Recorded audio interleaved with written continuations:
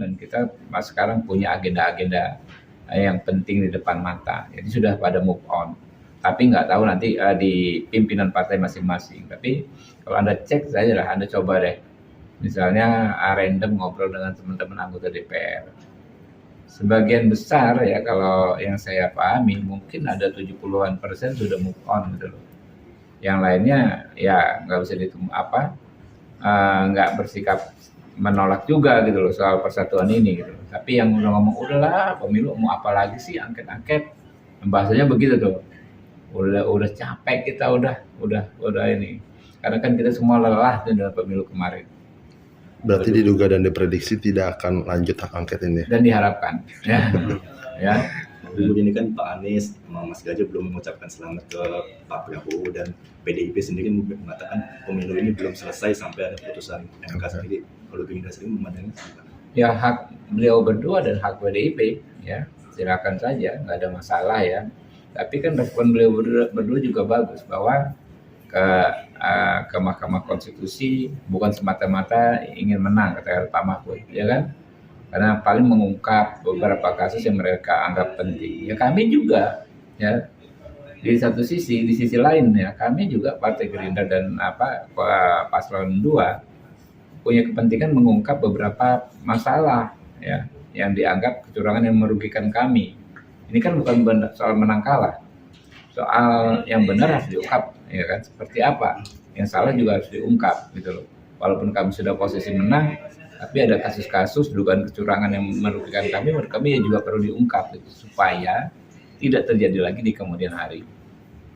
Kalau ada jadwal Pak Prabowo dan Mas Gibran bertemu nggak sih dalam waktu dekat ini, misalnya membahas soal kalau ketemu sih gitu? Enggak, kalau ketemu ya pasti ketemu terus by phone, mereka teleponan pasti, bukan sesuatu yang spesial lah, anytime bisa ketemu berdua.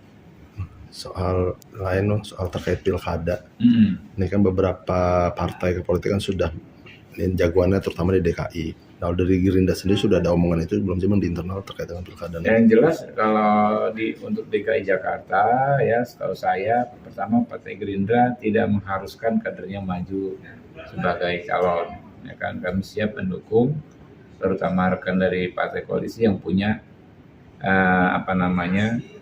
kompetensi lah untuk menang, punya kans besar untuk menang, punya militansi, kemudian juga kemarin ikut berkontribusi terhadap pemenangan Pak Prabowo ya.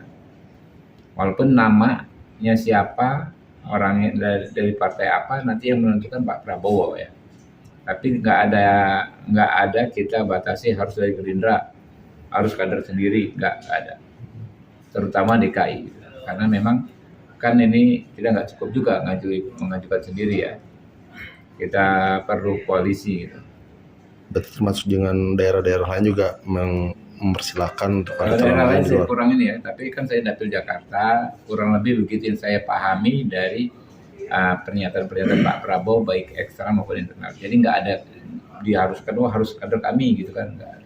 Berarti nanti siapa yang akan diusung dalam pilkada DKI Jakarta berarti Pak Prabowo yang akan menentukan? Iya, Pak Prabowo yang akan menentukan yang diusung dari Gerindra. Kalau untuk koalisinya sendiri apakah sama dengan yang pemilu ini atau nanti bisa sama, bisa mungkin lebih besar lagi kan ya koalisinya ya.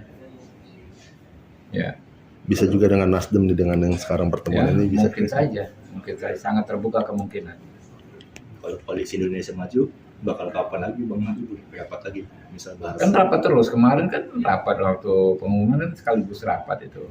Misal penyusunan kabinet itu. Tenang aja, masih lama. Ya. Ini kan juga Golkar kemarin juga ada permintaan 5 menteri itu gimana?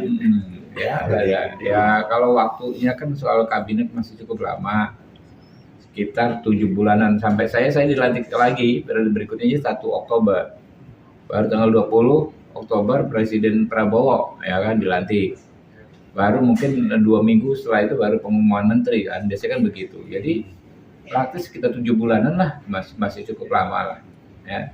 Yang sekarang ini Pak Prabowo menerima masukan dari berbagai tokoh, berbagai pihak soal konsep bagaimana pengelolaan bangsa dan negara ini ke depan.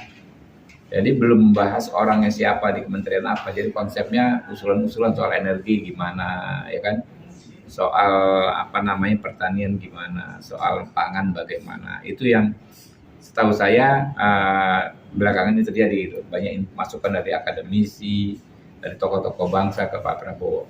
Berarti nanti bisa dipastikan menteri ini tidak hanya dijabat oleh para partai pengusung, berarti bisa jadi ahli-ahli yang lain yang membidangi kementerian itu. Saya nggak tahu ya, kan ahli itu kan nggak harus tidak berpartai. Ya, kita nggak perlu kotak-kotakan dari profesional, dari partai, nggak. Banyak orang partai yang profesional, ya. Banyak profesional yang berpartai. Termasuk Bang Habibur nih, Nah, Menkumham. iya. Calon. Amin. Ya, kalau kita sih passionnya itu kan di sini, ya kan namanya aktivis itu kan biasa begini-begini, nah nunjuk-nunjuk senang ya gitu. Jadi kalau kita menteri datang nanti dimaki-maki kawan sendiri kan. Tapi siap gak nih Bang? Hah? Tapi siap Ya, gak? kalau tugas mau gimana? Nanti kan kalau kita kan biasa ngomelin menteri, ya. Kalau kita diomelin sama Rano Alfat, ya. Diomelin sama Wihadi, gitu kan. Aduh. Kemarin Pak Zuma sempat klaim katanya nggak banyak transisi perubahan nih Pak, dari kabinet sekarang ke kabinet selanjutnya. Ya bisa saja mungkin itu usulan beliau ya. Tapi yang jelas kalau konsep kebijakannya tentu nggak banyak berubah ya. Karena kan Pak Prabowo kan mendorong keberlanjutan dari legasinya Pak Jokowi. Ya pasti ada hal-hal besar memang yang akan digagas Pak Prabowo, tetapi frame-nya ya itu tetap dalam konteks keberlanjutan. Gitu. Berarti sejauh ini hanya ada 2 parpol yang memiliki sinyal untuk bergabung dengan koalisinya Pak Prabowo. Sejauh ini. Kalau sinyal semua sinyal ya kan, tapi kalau yang ya sudah Yang lumayan jelas yang kuat. itu. Oke, siap. Siap. Oke, Makasih. makasih. Ya, ya, ya.